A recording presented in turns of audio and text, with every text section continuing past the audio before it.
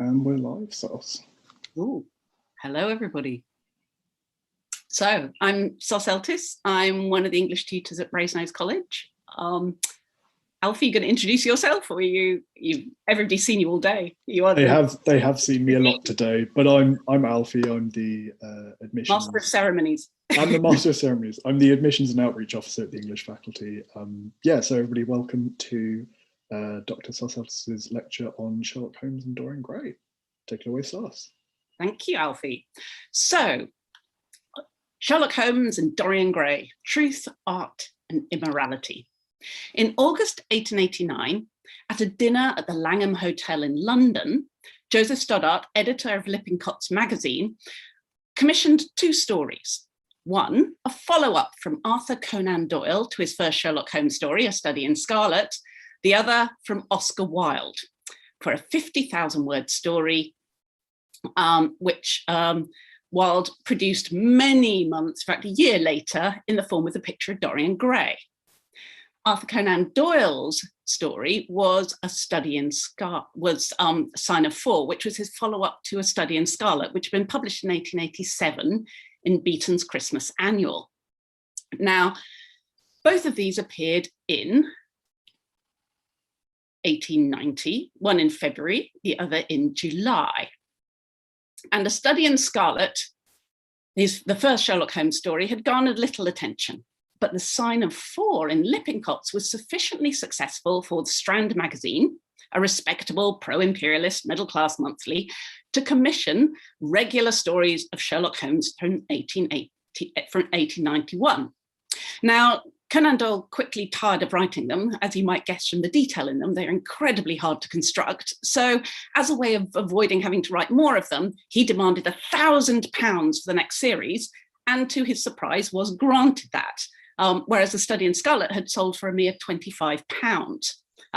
So Conan Doyle was sort of stuck having to write these endless Sherlock Holmes stories, which he came to resent more and more, to the extent that in 1893 he pushed Sherlock Holmes off into the Reichenbach Falls, as a result of which Strand magazine lost over 20,000 subscribers, leading Conan Doyle later to resurrect Holmes for financial, if not for artistic reasons. Now, by contrast, The Picture of Dorian Gray by Oscar Wilde was anything but a popular success. So, for example, the copy of Lippincott's magazine containing Picture of Dorian Gray was removed from sale by W.H. Smith's, and its publication was followed by expressions of moral outrage across the press. It was condemned as immoral, potentially corrupting, disgusting, obscene, etc. Now, Wilde's response to this was to publish his preface to the novel, which he published later, in which he denied that morality was valid grounds for judging literature and insisted on the separation between aesthetics and ethics. He then, in 1891, published a longer extended novel version, taking the 13 chapters of the Lippincott's version of the story and extending them to 20 chapters in the published novel version of The Picture of Dorian Gray. Result of which was more press outrage, more complaints about immorality, and more letters from Oscar Wilde back to the newspapers, claiming he was far too busy to answer letters, and further provoking them with more denials of the idea that his story was either immoral or that questions of morality were relevant to literary appreciation. So what was it that resulted in these very, very different responses to Conan Doyle's and Wilde's fiction? One obvious reason is the sexuality involved in the Picture of Dorian Gray, most notably the homoeroticism that sort of hovers under the surface, or indeed on the surface, of the tale. So, for example, one review in the Scots Observer condemned the novel in the following terms: "The story, which deals with matters only fitted for the criminal investigation department or a hearing in camera, is discreditable alike to author and editor. Mr. Wilde has brains and art and style, but if he can write for none but outlawed noblemen and perverted telegraph boys, the sooner he takes to tailoring or some other decent trade, the better, for his own reputation and the public morals." Now, if you find the reference to perverted telegraph boys, a little puzzling as a random choice for readership. This is because it's a covert reference to what was known as the Cleveland Street Scandal, which was a notorious case a few years earlier in which it was heard that noblemen, various aristocrats, were paying boys within the telegraph office, within the post office, for sexual favors. So this is a covert reference to the homosexuality of the text. And similarly, there was this sense that, that in the novel, the worship of Dorian's beauty, the fact that Basil Hallward talks about having adored him and felt for him things that he did not had not felt for any woman, the tales of Dorian having corrupted young men and young women and so on, were part of the novel's obscenity. But importantly, it wasn't just the subject matter, it was the treatment of it. So the Scots Observer further complained, "It is false art, for its interest is medico-legal. It is false to human nature, for its hero is a devil. It is false to morality, for it is not made sufficiently clear that the writer does not prefer a course of unnatural iniquity to a life of cleanliness, health, and sanity."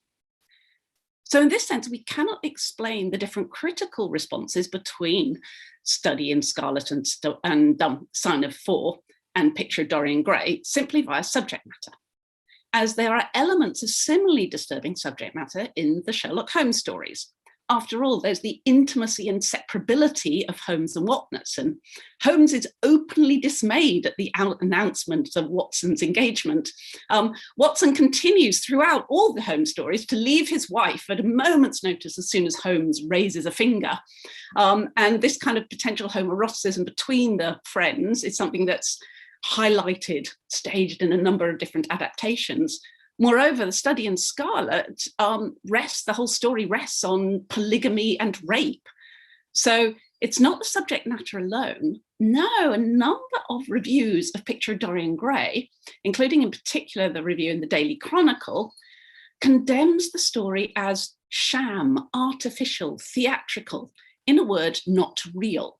So a review in the Daily Chronicle declared, "It is a tale spawned from the leprous literature of the French decadent, a poisonous book, the atmosphere of which is heavy with the mephitic odours of moral and spiritual putrefaction, a gloating study of the mental and physical corruption of fresh, fair and golden youth, which might be horrible and fascinating, but for its effeminate frivolity, its studied insincerity, its theatrical cynicism, its tawdry mysticism, its flippant philosophizing, and the contaminating trail of garish vulgarity, which is all over Mr. Wilde's elaborate Wardour Street aestheticism and obtrusively cheap scholarship." Fantastic stuff, eh? Now, why on earth would a newspaper, would a critic complain about a tale of a magic portrait not being sufficiently real, being sham and theatrical? I think, why so angry? Now, I would argue that one of the reasons for this is that Wilde is deliberately doing realism, but doing it off. So he's sort of signaling, despite the fact it's this sort of, this Gothic extraordinary story, he's playing with the conventions of realism. He's referencing them and then undermining and destabilizing them, and the moral seriousness that underlay them. So this became a persistent strain in pretty much all the reviews of the Picture of Dorian Gray. So various reviews refer to the novel as overlaid with paint, studied insincerity and theatrical cynicism. They call it sham, reference the very genius of affectation crystallized in a syrup of words. Or as one reviewer brilliantly commented, "The author does not appear to be in earnest." The source perhaps of a later title. So Wilde is accused of insufficient seriousness and genuineness. He's not doing the real or the realist thing. Now, Wilde's response to this was simply to declare that my story is an essay on decorative art. It reacts against the crude brutality of plain realism. But nonetheless, Picture of Dorian Gray does flirt with realism. And one of the ways of understanding this is to see it in relation to the detective story, with which it's in very clear conversation in different ways. So the detective story you can take to be an epitome of realism. detective stories and realist novels are not necessarily about ordinary, mundane subject matter. Indeed, they often treat of the exotic or the bizarre, but their methods are realist. In that sense, they're about paying close attention to the world around you and helping you to understand the connections, the conditions, causality, motivation, psychology, and above all, cause and effect. So detective fiction, like realist fiction, renders the world legible, knowable. Above all, it lays out life and its processes for your understanding and your judgment. The detective novel, like the realist novel, is all about tracing responsibility and judging guilt. So the critic D.A. Miller argued in his study, The Novel and the Police, that the reader of realist fiction is located as a police detective, taught to understand causes and trace responsibility, and to hold the guilty to account. Now, Wilde plays with genre in all his writings. Every single one of his writings sort of lies between genre and plays with their traditions and conventions. And I'd argue the picture of Dorian Gray plays with realist conventions and with a subgenre of the detective story and the crime novel, and he subverts them. So, for example, objects. Material objects are the material world is absolutely crucial to the detective story, to the realist novel, which is about our interaction with that material world, the world of economics and objects and things. And things are insistently present in the picture of Dorian Gray. Endless objects are described and listed and lingered over.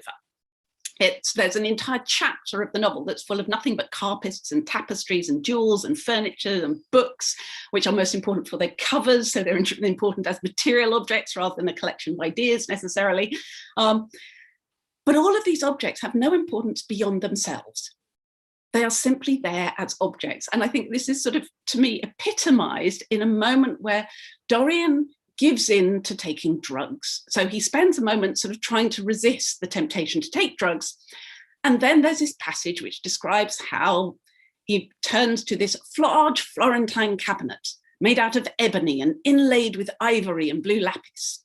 And from this, he takes out a little triangular drawer from which he extracts, quote, a small Chinese box of black and gold dust lacquer, elaborately wrought, the sides patterned with curved waves, and the silken cords hung round with round crystals and tasseled with plaited metal threads. This is a moment of drug taking, but apparently the really important thing is the description of the box in which the drugs are contained. In that sense, the narrative itself is completely distracted by the objects, by descriptions, by kind of, delight in furniture and ornamental boxes. Absolutely nothing about the morality of drug taking whatsoever. And in that sense, the objects are there as aesthetic objects. Objects are there for their beauty, for their curiosity, for their appearance. Nothing about their significance, nothing about what they mean in the world. Now, you can contrast this with Sherlock Holmes, where it's absolutely full of similarly detailed descriptions, but they all serve a purpose. Standardly, these kind of descriptions are delivered by Holmes himself as a demonstration and a lesson in precise and accurate observation and in the relation between us and the things we possess and own and interact with. So, for example, there's a moment in The Sign of Four when Watson presents Holmes with his watch to demonstrate as a sort of challenge for Holmes's supposed scientific method. And Holmes, from this watch, deduces that Watson had inherited it from his alcoholic older brother, whose fortunes rose and dipped, and that this was a family heirloom. Now, Watson is outraged that Holmes supposedly must know something all about his brother and is just pretending. And Holmes explains that he got all this from the initials on the watch and their relation to Watson's own initials, from which he deduced that it was an older brother and an heirloom, that the brother was alcoholic because of the scratches inside the case of the watch, which were clearly from a pawnbroker's and showed that it had constantly been pawned and redeemed, and the wearing down around the keyhole where the key had been repeatedly badly inserted to rewind, suggesting that the brother was under the influence, worse for wear, each night when he came to wind the watch up. In other words, each of these details reveals past actions and enables the detective to read character and lay bare present motives. So unutterably different from the way that objects work in the picture of Dorian Gray. Now, again, you get something like science and methodology, absolutely central to the realist novel and very important to Sherlock Holmes, the whole idea of his scientific method. Oscar Wilde is wonderfully tongue-in-cheek about science and scientific method. So, for example, there's a moment when Dorian looks at the magic portrait with, quote, a feeling of almost scientific interest and asks himself, was there some subtle affinity between the chemical atoms that shaped themselves into form and colour on the canvas and the soul that was within him? This is notably the one throwaway moment in which kind of chemical atoms turn up at all in the novel. So it's thrown out as a possibility and then just dropped. Similarly, when Dorian calls upon Alan Campbell, who he describes as knowing about chemistry and things of that kind, you can't get a much better arts graduate's kind of view of science graduates' knowledge, things of that kind. And Alan Campbell then disposes of Basil Hallward's body using, it described as a large mahogany chest of chemicals with a small electrical battery set on top of it, a long coil of steel and platinum wire, and two rather curiously shaped iron clamps. This is equipment that he uses to turn Basil Hallward's dead body into just a smell. It's not only scientifically impossible, but I would challenge any scientist to work out what on earth this electrical battery and clamps and coil of wire are being used to do. So it's totally tongue-in-cheek kind of pseudoscience. Then think of time. Time is essential to the realist novel, the whole idea of time and chronology. Think of how many detective novels hinge upon precise timing, logbooks kept, diaries kept, train timetables and so on. Now, not only does Dorian Gray's portrait freeze Dorian in time, so it defies time completely, Dorian's philosophy of fatalism reverses standard views of time, reverses, in fact, the whole rationale of the realist novel. So Dorian believes that, quote, the past could always be annihilated. Regret, denial, or forgetfulness could do that, but the future was inevitable. In other words, it reverses the formula of the realist novel and the basic idea that you are learning from the past in order to alter the future, to learn and change what the future might become through your knowledge and perception. Instead, the past is entirely there to be rewritten. It's the future that's fixed. Or take causation. Causation is the most fundamental method of the realist novel. Picture in Dorian Gray subverts and plays with that. So, for example, the changing of the portrait. It's actually overdetermined. There are too many reasons for why the portrait changes. Is it Basil's homoerotic worship of Dorian? Is it Lord Henry's hedonistic doctrine of retaining youth as the most important thing? Is it Dorian's own wish? And importantly, Dorian's wish is a kind of expressed whim. He doesn't make a pact with the devil or anything. There's nothing solid about causation there. And Dorian's death at the end of the novel is just as random, even if it might in retrospect seem inevitable. The causation of his stabbing the portrait and that killing himself is as arbitrary as it's the original alteration of the portrait itself. Then Dorian Gray reverses the most basic formula of the detective novel. So we know that Dorian is guilty, but we don't know what he's guilty of. In that sense, he ruins young men and young women. There are endless details of Dorian's victims, their names, their locations. We know who done it, but we don't know what he did. Or, as Wilde wonderfully said in response to all the critics who complained about the immorality of the novel, the sins of Dorian are in the reader's mind. So you are writing, you yourself as reader are writing what Dorian done. It's really not the way the detective novel works. So the essential mechanism of Sherlock Holmes tales is about identification, clarity, truth, and judgment. Picture of Dorian Gray plays with the very notion of legibility, appearances, and judgment. It blurs and erases the line between what is true and what is false, between reality and art. So Dorian is both legible and illegible. In this novel, do looks tell a tale? So exactly what Sherlock Holmes believes in, repeatedly asserts and proves, the fact that you can read people from their surface, you can know things about their lives, their past, their motivation, their character, their actions, from whether it's their shirt cuffs or their boots or their hands or whatever else, or is appearance and looks simply a distraction? So picture of Dorian Gray fluctuates teasingly between mocking the very notion of the relation between truth and appearances, Dorian's beauty as a pure distraction. He goes free precisely because he looks so innocent and young and beautiful. Or conversely, does that sudden reversal at the end of the novel where he looks like the portrait and the portrait goes back to being beautiful, does that assert the inseparability of looks and moral character, which are somehow written into the portrait, which have been written into the portrait? You can read the novel either way up. It doesn't tell you anything. It just teases that very relation. So in that sense, you've got a kind of constant shifting and uncertainty in this relation between materiality, between the world of thought, actions, and the past, and the kind of motives that are inextricably tied together in the home stories. Hence the accusations of theatricality, sham, artifice, and so on, that were thrown at the Lippincott version of Dorian Gray. Now, Wilde's 1891 expansion of the story simply ups the ante. So he puts in even more objects, even more carpets and tapestries and jewels, and even more theatricality. So in the 1890 version, Dorian fails to face up to the reality of his own actions in his cruelty to Sybil. He is corrupted by Lord Henry with the notion that we are simply an audience to ourselves, that aesthetic effect is what produces reality. There's no such thing as reality. It's simply us being an audience to ourselves and our own actions. Fictional realism, it's about fictional realism rather than reality.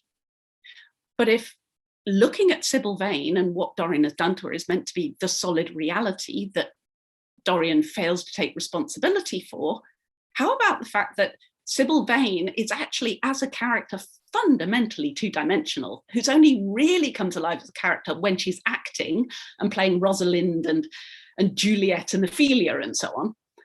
And that she goes through the novel living in this sort of fantasy romance in which she calls Dorian Gray Prince Charming. So as an example of the real, it's really quite problematic. Now, in the 1891 extension of the novel, Wilde introduces a whole family for Sybil Vane, gives her a brother, James Vane, who swears to avenge her death and so on, and a mother who's a sort of lower class, unphilosophical version of Lord Henry, who similarly believes that the theatrical is the most real. So she only really believes in things when she's busy posing her family for sort of melodramatic tableau, and situations in life echo things she's experienced in the theatre. So Wilde actually ups the whole theatrical unreality versus reality kind of haziness that disturbed so many readers with the novel in the first place. Now, Wilde's editor for Lock & Co, for the publication of the novel version, urged Wilde to make the ending of the novel more moral. He requested that Wilde introduce a much more moral structure. So he wrote to Wilde. This is a picture, by the way, this is what the novel version looked like where it was published. And this is George Locke's letter, in which he asks Wilde, could you not make Dorian live longer with the face of the picture transformed to himself, and depict the nursery in which he ends his days by suicide or repents or becomes a better character? Lord Henry, too, goes off the scene very quickly. Could not he also live a little longer? And you could make an excellent end that balances the deaths of the two men. Now, Wilde does quite the opposite. Instead, James Vane, who's introduced as this sort of vengeful, sort of straight out of melodrama, a very sort of honest sailor who vows revenge for the cruelty done to his sister, he seems to appear as a kind of figure of nemesis who's going to, give justice upon Dorian Gray. And instead, he brilliantly arbitrarily is shot in mistake for a rabbit and just sort of disposed of by the plot in that sense. And similarly, Dorian has a scene in which he thinks about repenting and then realizes that it's pure hypocrisy. And that whole kind of novel strand, that whole plot strand just ends pathetically. So Wilde does the opposite of what he's asked to do. He does not introduce this sort of balance between reality and theatricality. He does not correct it with kind of moral seriousness in that sense. So that it's impossible to read The Picture of Dorian Gray as a moral novel, or indeed to read it morally. The only way to read the novel is not as a detective, as D.A. Miller argues in the novel and the Police, but rather as an aesthete. You can only read that novel savouring the objects and savouring its prose and savouring everything about it, including the plot, for its beauty, for its fun, for its wit, for its surface. You can't sort of read it with moral seriousness. It refuses to admit you for that. So looking back at Arthur Conan Doyle, who's this sort of wonderful incredibly popular, never condemned as immoral, contrast, what's the relation between those Sherlock Holmes stories and Oscar Wilde? Well, possibly influenced by that dinner I started with at the Langham Hotel, in Arthur Conan Doyle's The Sign of Four, which was written in response to that commission over the dinner, is the character Thaddeus Sholto, who is a very clear aesthete.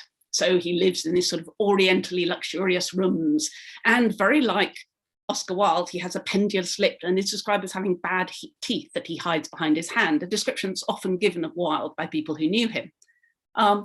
He's an aesthete, but he's also utterly harmless. He's suspected of being guilty of murdering his brother by the police, and needs saving from these unjust suspicions by Sherlock Holmes. So there's nothing in the novel that suggests, so there's this sort of hint of Wilde in there, but not as a dangerous, really as just sort of a harmless and well-meaning and quite kind-hearted kind of character. There, I think, is not the useful link between Dorian Gray and Sherlock Holmes. Rather, I would argue it lies in the fact that Sherlock Holmes himself is an aesthete. Rather than necessarily reading him throughout his tales as the detective who is dedicated to truth and honor and justice and rendering the world legible, you can also read him as dedicated to and appreciative of the aesthetics of crime. Throughout the novels, he doesn't just solve crimes, he's absorbed in their complexity, their subtlety, their ingenuity. He collects them just as Dorian collects carpets and jewels. So just as Dorian Gray is doubled by his portrait, you could argue that Sherlock Holmes is doubled by the decent and empathetic John Watson, who humanizes him, who provides the essential perspective and balance that kind of balances out. But you could actually, Watson is more Holmes's complement, not his double. Rather, what Sherlock Holmes's double is Moriarty.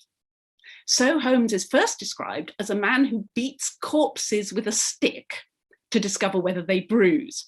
And he talks about, Holmes himself explains that he himself would have been a criminal had he found crime more intellectually satisfying than detection. So there's a very interesting way in which Holmes himself is just as much in love with crime, but in different ways as Moriarty. Now, the early Sherlock Holmes stories, very like where Picture of Dorian Gray is about this criminality in the heart of London.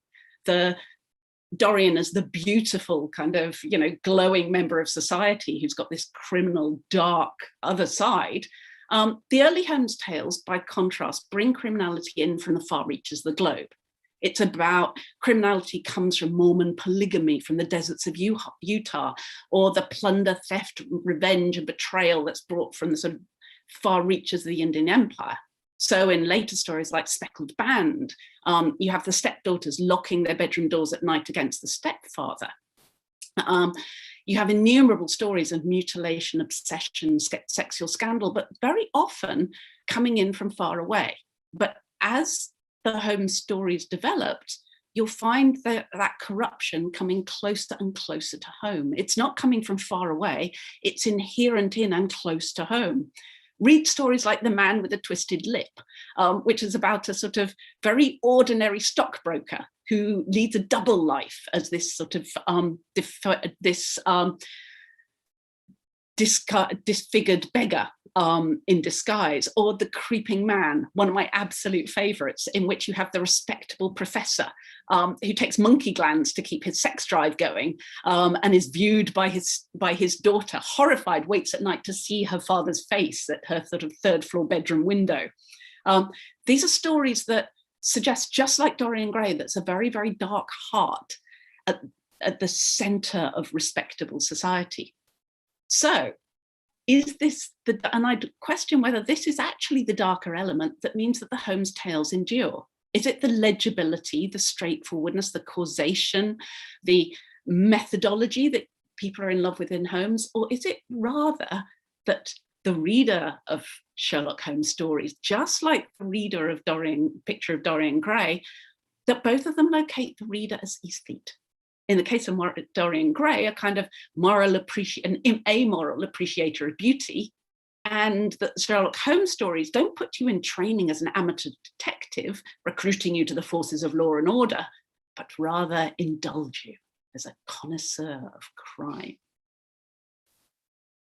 There you go. That's it. We'll leave you with those pictures of Sherlock Holmes from Strand magazine. Brilliant, thank you, Sos. I'm just wondering can you minimize that slightly so we can just get, cool. I'll get out of that. Both our faces on for everyone. Share. There you go. Is that right? There we are. Wicked, wonderful. Thank you so much. That was a great lecture. I love hearing that one. It's just so funny how the vitriol that people rate with. It's great. Readers in the Daily Telegraph have not changed a lot. The sound of moral outrage. Oh, I know. It's just always there, isn't it? Yeah, thank you very much for that wonderful lecture. If anybody watching has comments or queries or questions or just anything they'd like to ask Sos about her research or teaching or Brasenose and why it's the best college, about that. please leave a comment here on YouTube, because on Slido we've got the mature students Q&A, so we're leaving that for them. Just before a few trickles come in, so I know somebody asked you earlier what drew you to Wilde, and I thought you gave a really nice explanation. Maybe you'd like to do that again here for everybody watching. Well, it was a long time ago. I mean, like decades ago, before any of you were born, probably, that I fell in love with Wilde's writing. And I'm guessing, I cannot remember what I first came across by Wilde. I'm guessing The Importance of Being Earnest, because that's the one that's most out there. But I know I fell in love with both the surface, that kind of music in his language. So there's a reference, W.H. Auden describes The Importance of Being Earnest as the only purely verbal opera in English. Which is a brilliant idea. That idea that there's a music in the language itself, the kind of the rhythms of speech and so on. That's brilliant.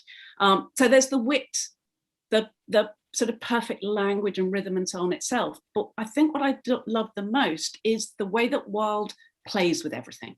It nothing ends with an answer. So exactly what I'm saying about Picture of Dorian Gray, that, you know, do you read it as morally serious? Do you read it as rejecting morality? How do you understand the formula it's presenting between the visible world and the moral world, or the inner world of the soul? How do you understand what it's saying about notions of sin and corruption? What does it say? You know, how far Dorian, in different places, he talks about Dorian as though he's remarkable and Dorian as though he's incredibly ordinary. You know, trying to work your way through it. It's the contradictions, the playfulness that I think what Wilde believed in above all was thinking. So he's always provoking, he's always challenging, he's always sort of disrupting things. And I love that. So things like his short stories have this sort of combination between a sort of compassion and cynicism, between romantic imagery and a real sort of practical robustness and intelligence that cuts through romanticizing. And you can never quite abandon one for the other. So he's constantly asking questions about how they relate. And I love that. I love the fact that I can reread the stories. And in fact, anything he wrote, and I can never settle in one view, but it always forces me to think the issue through again and again. And I think it's the idea that his works are in conversation. Because I think so often in school, when I started studying literature, and this drove me crazy with my teachers, it was, you were meant to read things for what they told you. You know, you're meant to fix them into, this is the answer. So I can remember, you know, teachers saying, this is what Hamlet is about, and this is what Hamlet means. Which, you know, I remember writing an essay on how Claudius would have made a far better king than Hamlet ever could, just to annoy her, because I was so fed up with that. I love the fact that you can never say what Wilde's works mean. They never mean one thing. They're always disrupting and provoking and challenging and shifting. So they can't be reduced to that. So he's in conversation with your ideas. He's not sitting you down and lecturing you. And I think I love that the best. That's really good. Yeah, thank you. We've got some comments coming through now. I think the first one's a very interesting one. It's, do you think authors have a responsibility to convey stories of morality? Not necessarily morals, but stories of them. I'd answer that shiftily with, because what I'm not sure I know I know the books I like. I don't think I have a view on what authors ought to do. Authors, my only utterly selfish book is that authors ought to write as many books as possible that I enjoy reading. That's my view on authors. So rather having some idea of what literary authors ought to do, it's more about, I think I'd agree with Wilde that morality is the subject matter of art. But the idea that you can predict the effect that a book has is very hard to assert. So that idea that, Wilde challenges the notion that there's a moral or an immoral, such thing as a moral or an immoral book, because if something's immoral, it means it's doing something immoral, which would mean that you can work out the effect that it has upon somebody in some very predictable way. Whereas a lot of what Wilde does is look at, and I think this is true of all the books, studying the arbitrariness with which people acquire meanings from what they read. So you cannot predict the effect that reading something will have upon someone in that sense. Books are ideas, they're not actions. Yeah. Oh, wonderful. Thank you. Following kind of that morality vein quickly, do you think it's possible that Wilde and Conan Doyle were stimulated by each other's work, despite having such deeply contrasting views on Victorian morality? Yeah, I think they did. They were complementary about each other's works. Conan Doyle in particular about Wilde's, and they're part of the same marketplace in that sense. They're dealing, I think, Dorian Gray and a lot of those Sherlock Holmes stories, you can see them both within late Victorian Gothic. They've got a similar sense of this complex relation between Britain and its empire. The kind of knowledge, the acquisition, and there's a huge amount in both about the objects and the knowledge that are brought back from, the reaches of Africa and India and so on. And they're ones where there's a kind of complex relationship there. There's no straightforward, British white superiority going on. It's a much more contested and difficult relationship there. They're both fascinated by the marketplace and the sort of calculations of commerce and things like that, the unpredictability of readership and so on. So yes, absolutely. I think they're in conversation. I think there's a lot. I'd love to do more on Wilde and Conan Doyle, in fact. And there's a very little. I read this like decades ago. There's a figure by Conan Doyle called Brigadier Gerard, who's like the anti-Sherlock Holmes. And Conan Doyle wrote a whole load of these stories. He's this sort of brigadier who thinks he's incredibly clever and is actually fundamentally stupid. And there's a sort of tongue-in-cheekness about that relates really interestingly to some of Wilde's fiction. So I think there's a lot there that I'd like to explore at some point further. Yeah, definitely. That sounds very interesting. I mean, you mentioned at the beginning of your lecture that they were both at the same dinner when those works were commissioned. Do we know much else about their kind of historical interaction? Not that I found, but I haven't been looking for it particularly. So that detail comes from Conan Doyle's memoirs, where he sort of admires Wilde and bumps into him and talks to him and so on. But I haven't got much else. I haven't sort of gone through their papers for other references. Cool, thank you. So yes, we've got a comment. Thank you so much. This was really interesting. I'm wondering what's different about English at Brasenose, different path of inquiry, and also is there any further reading around this topic? I presume your lecture that you'd recommend. First thing I'd recommend is read. I'd say read, Wilde's Lord Arthur Savile's Crime, to go with Dorian Gray as another kind of. I mean, it's another version of, instead of being a detective story, it's about somebody who feels a duty to commit a crime and how that fits into it. It's a further kind of playing with those structures and mechanisms and so on. I'd say have a look at that, and I'd say read more Sherlock Holmes and read it with a different kind, especially the short stories, not necessarily the novels, with a different sense of looking for where moral ambiguity maybe comes in, looking for the sort of how the figure of Holmes works. And on English at Brasenose, we offer a huge amount of choice. I think it's one of the important things. So we tend to get students to read certain individual texts to start with as kind of starting points for that. So I tend to get students to read, for the modern paper, some African-American novels, things like The Wasteland, some Virginia Woolf, a number of plays. And then from that sort of common starting point, they can go wherever they like. So we offer a huge freedom, which is partly that I find constantly one of the joys in the job is learning from my students. So it starts with, if I had to give this sort of, tell them, if I was telling them what to think hundreds of times over, it would be utterly pointless having the tutorial system, because you don't, why get students 1-to-1 and 1-to-2 for you to tell them things? Get them in groups of 200, 1,000, tell them all things, the same thing at once. Whereas if what it is about listening to other people's ideas, then that small group makes perfect sense. So what I'm doing constantly is responding to my students' enthusiasms and interests and excitement. And that's what keeps it alive all the time. It's wonderful. It's the tutorial is an exchange of ideas. It's not a one-way street. It's absolutely about discovering new interests, finding that the fact that every time, even with works I've studied and read hundreds of, not hundreds of times, even the importance of being honest, I haven't read 100 times, but things I've read, I don't know, 3 or 4 or 5 times sometimes. Every time I'm in conversation with a different student, I get a different perspective on it.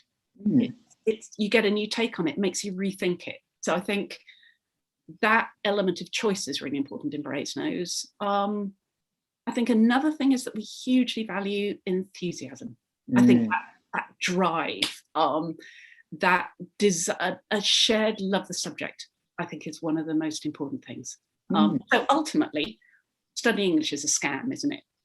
We get to read books and go to plays, call it work, and it's not. And then talk about it. So I think that fundamentally a readiness to work hard and challenge yourself and think anew and all of that, but also just a joy in it and sharing that joy, I think, is probably the most important thing. That would be my answer. I think it's really interesting that you mentioned kind of conversation and learning from the students. We were talking earlier in the undergrad Q&A. Especially on interviews, but we didn't really get into more of tutorials in general, but they just loved having that conversation with, an expert in that field. And I think to all of you watching, that really is what Oxford offers. It's a place for you as a student to come and share your ideas and really share them, because academics love to hear them and love to bounce off. And it's that conversation that we really enjoy having with you all. Yeah, it's absolutely true. So it's about saying, where we can take your idea, where together, through tutorials, through seminars, we can together take the ideas. That's the joy of it. Yeah, definitely. Okay, brilliant, thank you. So back to your lecture, a few more questions. Do you think it's possible that Wilde and Conan Doyle, oh no, sorry, I've read that one. Yeah. Do you think the early modernists, Woolf and Charlotte Perkins Gilman in particular, were influenced by Wilde's playing with of Victorian realism? Yes, I think Wilde is enormously influential. You're absolutely right, in the rise of modernism in different ways. That sort of, I think Wilde, in many ways, I see him as kind of, my phrase is a midwife to modernism. So he doesn't do modernist writing in that sense, but he's the one who sort of eases up, opens the way from Victorianism. So realism, he cracks open in lots of ways. He makes the different bits of it not fit, which in lots of ways, if you look at exactly people like, say, Virginia Woolf, or indeed Perkins in another way, Charlotte Perkins Gilmore in another way, is that the idea that what they take is elements of realism and then open them up and let something else in. So if you think of that relation between depth and surface with Woolf, it's very, very different. And it's very different from what, say, George Eliot's doing or Henry James is doing and so on. There's a way in which Wilde splits apart that sort of idea of what's the trivial and what's the significant. Where seriousness fits and so on. And if you're interested in that, I'd recommend have a look at Wilde's essay, The Soul of Man Under Socialism. Oh, that's a good one. It's a brilliant essay. Oh, you like it too? Yeah, I love it. It's one of my favourites. And in many ways, it's a manifesto for modernism. It's all about the idea that the general public, that public opinion is not what rules art, that art's job is not, he talks about how some critics use the classics as bludgeons. So the idea that the classics are simply a kind of weapon to enforce conventionality. And instead, Wilde talks all about how art is about individualism. And phrases he has in there, like the one duty we owe to history is to rewrite it. That idea that individualism is this disintegrating force. I mean, that's at the heart of modernism, but also the rewriting of the past, that it's not about being tied into the past. It's about experimenting with it, rewriting it, changing it, subverting it in different ways. So I think Wilde is a hugely important catalyst that's important in leaving Victorianism behind. Yeah, fab, thanks. I'm aware that we're drawing to the end of our scheduled time. There's a couple more really interesting questions that I'd like to put to you. Cool. So we're asked, do you think the lack of realistic female characters in Victorian literature, I assume, as to what you were talking about, Sybil Vane being so two-dimensional, can be explained by the unrealistic moral standards that the authors hold them to? In some cases, yes. It varies. I mean, I think there are a lot of writers who, and I think Wilde plays with this. So the idea is of the characters that are openly conforming to that sort of feminine ideals. And I think something like in Vanity Fair, Amelia Sedley is kind of Thackeray's version of that sort of goodness and purity and good-heartedness and all the rest of it. And Thackeray constantly talks about his characters as puppets, and sort of reveals ultimately how thoroughly selfish and self-indulgent and parasitic that kind of version of a good woman can be. So there's a sense in which it's sort of performing that goodness and then analysing under the surface. I challenge, so I think for some writers, yes, that both that can be true in less good writing or played with in some of the much more subtle and complex writing. I think it's worth, I challenge the idea there aren't any realistic women, because I think there's some amazing female characters in Victorian literature, and some of the most famous ones like Jane Eyre and so on. But also, I don't know, I'm fascinated, even with Dickens, who's often held up as this, you know, lots of these very two-dimensional good women. Have a look at, I don't know, something like Our Mutual Friend, Lizzie Hexam. It's a fascinating, you know, she's the good woman who starts the novel rowing a boat down the Thames for her father, where his business is hauling dead bodies out of the water of the Thames to sort of find out what's in their pockets. She later on rescues the hero by hauling him out of the water from over the side of the boat and rescuing him. And you're thinking, she's pretty damn hefty. I mean, that find a man who can do that with an unconscious body from the river. Yeah, so there's no mean feat. Exactly. And I think there's a kind of robust strength and common sense and resourcefulness that hums under the surface, so that there's often a sort of surface compliance with those good ideals and something much more complex under there. But, you know, have a look at, I don't know, George Eliot's women are anything but straightforwardly conforming, but even, you know, women in a huge number of other novels, and have a look at some of the new women novels, you know, novels by Olive Schreiner and Sarah Grand and so on, for really interesting female characters. So it's yes and no would be my answer there. Fab, thank you, great recommendations. And final question, which I think is a really interestingly phrased one. Do you think Wilde's way of playing with realism is another way of poking at society's reliance on purpose? Sorry, you're going to have to read that again, because my stream just went, so I couldn't hear it. Sorry about that. Do you think Wilde's way of playing with realism is another way of poking at society's reliance on purpose? Yes, I think that's really, absolutely, that sort of instrumentalism, that idea of, so the very fact that, say, in Lord Arthur Savile's Crime, he pokes fun at the notions of duty. And exactly that idea of, you know, writing with a purpose, or having taken on a moral precept and then living your life according to it, which takes him in the absolute opposite direction of what you would expect. So I think, you know, there's a point where Wilde in different things makes sort of scathing comments about novels with a purpose. And in lots of ways, it's where Wilde fits in with a lot of modern critical theory. So the kind of stuff that some students have come across in school, like Bart and Death of the Author, which challenge the idea that authorial intentionality tells us what texts mean. That a lot of what critical theory is challenging is the notion that you have a sort of straightforward chain between author writes text in order for it to have this effect upon the reader. And the idea that actually the author doesn't control what the text is, nor can he predict the effect of the text upon the reader. that there are all sorts of things that complicate that system signification and meaning and structure and purpose and effect. And Wilde is mocking that kind of simplistic thinking in lots of ways. So I think that's a really, really astute question. Yes, I like that too. Yeah. So just staying on that for the last final thing, because I think it's quite interesting.